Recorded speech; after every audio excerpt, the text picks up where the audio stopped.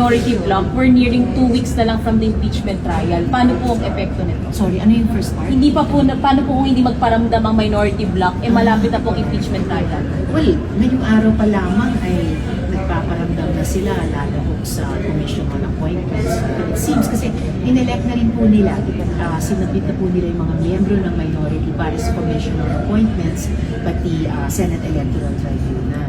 So I expect lalahok na sila sa city hearing sa plenary. As for yung impeachment trial, lahat po naman kami ay bago itong leadership change ay nanumpana even senator judges. So, naniniwala ko na kahit yung mga kasama sa minority ay naghahanda rin maging impartial senator judges. Ano ang position niyo about the numbers? Do we need to lower the threshold from 16 to 24 to 1? Sa impeachment trial, matter po yun na pag-usapan ng impeachment trial court mismo. Hindi po sa Senate bilang legislative body. As a personal view.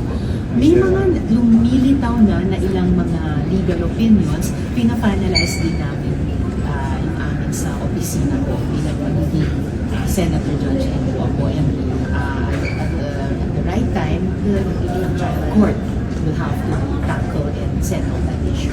Can Senator Jinggoy participate in the trial given its suspension for her personal opinion? Can you participate in the trial? Magkausapin din yan para sa impeachment trial court dahil ang malinaw palagi sa ngayon ay yung suspension ng senador. So, probably mas proper yung korte ang magtalakay kung may implikasyon ba at kung mayroon, anong implikasyon sa isa namang senator. Ma'am, comment sa win rate.